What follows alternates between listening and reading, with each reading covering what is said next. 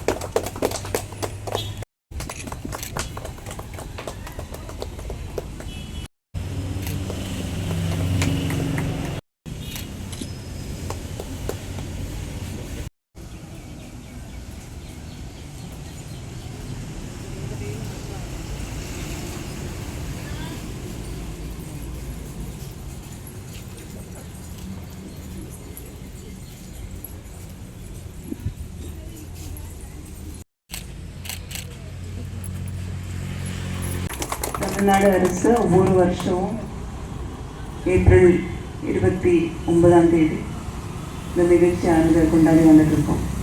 சிவகங்கை மாவட்டத்தில் என்ன ஒரு சிறப்பு அப்படின்னா, அவங்களுக்கு உக்கூரில் சத்தியார் நினைவு தூணும், அதே போல் மணிபாலன்பட்டியில் தனியின் தூங்குகின்றனர் நினைவிலேயே அஞ்சலி செலுத்தி நம்ம இன்றைக்கு இந்த கவிஞர்களுக்கு பெருமை சேர்க்கிறோம்.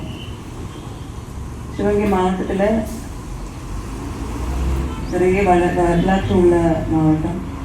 சுதந்திர காலத்தில் இருந்தாலும் இல்லை அதுக்கு முன்னாடி உள்ள புரட்சிகளாக இருந்தாலும் சங்க இலக்கியத்திலேயே இருந்தாலும் மாவட்டத்தில் உள்ள பல்வேறு பகுதிகள் இடம்பெற்றிருக்கு அப்படின்றது மாவட்டத்தில் உள்ள மக்களுக்கு பெருமையான விஷயம். அந்த பெருமையை இப்போ வரக்கூடிய தலைமுறைகளுக்கும் தெரிவிக்கணும், அவங்களும் இதை அறியணும், உணரணும் அப்படின்ற அடிப்படையில் தான் இது போன்ற நிகழ்ச்சிகள் அரசால் ஒவ்வொரு வருஷமும் கொண்டாடிட்டு இருக்கோம். இந்த வருஷம் சட்டமன்றத்தில் மாண்புமிகு முதலமைச்சர் அவர்கள் இன்றைக்கு ஆரம்பிச்சு 29ஆம் தேதியிலிருந்து ஆரம்பித்து ஒரு வார காலம் தமிழ் வார விழாவாக கொண்டாடணும் அப்படின்றதையும் அறிவிச்சிருக்காங்க.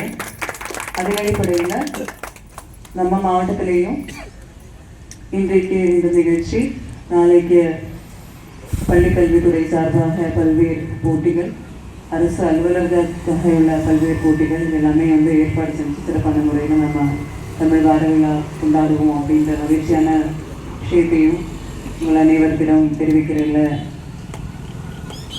நான் மகிழ்ச்சி அடைகிறேன். மேலும் இது வருஷத்துக்கு ஒரு வாட்டி நடக்கிற ஒரு நிகழ்ச்சியாக மட்டும் இல்லாமல் தமிழ் பாரம்பரியம், தமிழ் கலாச்சாரம், தமிழ் இலக்கியம் இதையெல்லாம் தமிழர்களுக்கு மட்டுமில்லை உலகம் முழுக்க கொண்டு போய் சேர்க்கறதில்ல ஒவ்வொரு தமிழனும் முயற்சிகள் எடுக்கணும் அப்படின்றதையும் வேண்டி இந்த நல்ல வாய்ப்புக்கு சிறப்பு சொற்பொழிவாற்றுவதற்காக வருகை புரிந்துள்ள சிவகங்கை மாவட்ட ஆட்சியர் அவர்